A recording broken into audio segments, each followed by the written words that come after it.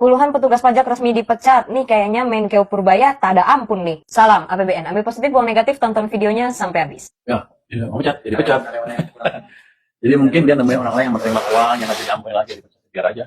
Kalau kan pembersihan di situ, message-nya adalah ke teman-teman pajak yang lain, sekarang bukan saatnya main-main lagi. Kita akan pembersihan di situ. Buat teman-teman pajak, ini bukan saatnya main-main lagi. Nah, loh. Nih hal kayak gini ya, membuat netizen bertanya-tanya apa yang dikerjakan sama Menkeu yang lalu. Netizen pada bertanya-tanya apa yang dulu dikerjakan oleh Sri Mulyani. Pantesan aja anak buahnya pada mencintai Sri Mulyani. Ntar dulu deh, gue serius nanya, ini maksudnya petugas nakal yang dipecat itu nakalnya gimana nih? Korup apa gimana? Kalau menurut gue pribadi ya, kalau misalkan korup cuma dipecat itu mah nggak cukup. Kalau namanya korup, karena berhubung Indonesia ini adalah negara hukum, ya dipenjerong dong, say. Dihukum dong, masa dipecat doang? Dipecat pun duitnya juga masih banyak. Sejauh ini yang dipecat baru puluhan ya, yang gue baca beritanya kayaknya 26 pegawai pajak ya, PNS pegawai pajak yang dipecat gitu ya. Padahal oknum-oknum yang nakal tuh kayaknya ratusan bahkan ribuan mungkin ya. Itu namanya oknum, tapi oknum kalau dikumpulin bisa bikin dirjen pajak sendiri. Yang awal-awalnya pada meng-underestimate Pak Purbaya, makin lama makin kesini makin muji. Untung gua salah satu orang yang tidak pernah menghujat Pak Purbaya di awal masa dia dilantik sama Bapak Prabowo Subianto. Ternyata reshuffle-nya Bapak Prabowo Subianto mengganti menteri yang lama dengan Pak Purbaya itu adalah pilihan yang tepat. Sekarang giliran Menteri ESDM nih.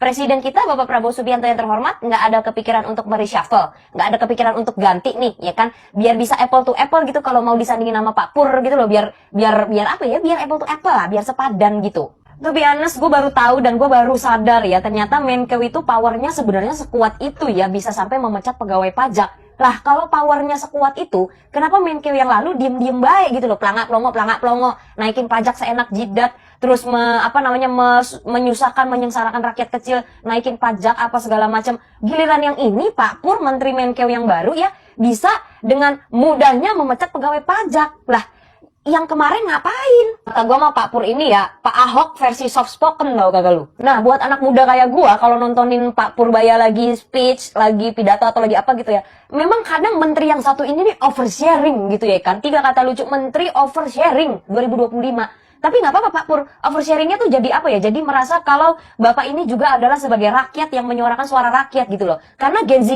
sekarang kan juga kebanyakan oversharing, ya kan? Nah Pak Pur ini mungkin salah satu yang mau ke Gen Z gitu, tapi udah nggak bisa karena gennya udah beda, generasinya udah beda gitu. Tapi nggak apa-apa Pak Pur, tetaplah oversharing Pak. Terus kalau gue pikir-pikir ya, kasihan juga ya jadi rakyat Indonesia ini. Karena jarang banget dapat pejabat pemerintahan yang bener. Sekalinya Pak Pur cuma melakukan pecat PNS, itu apresiasinya gede banget dari rakyat gitu loh. Padahal ya, memecat pegawai yang nakal itu adalah bare minimum gitu loh. Jangankan untuk pemerintahan ya, kalau lo kerja di kantor, terus lo nakal atau lo berbuat hal yang tidak benar, itu bisa jadi dipecat. Apalagi ini pemerintahan suatu negara yang besar. Indonesia ini bukan negara kecil loh. Dan memecat itu adalah bare minimum.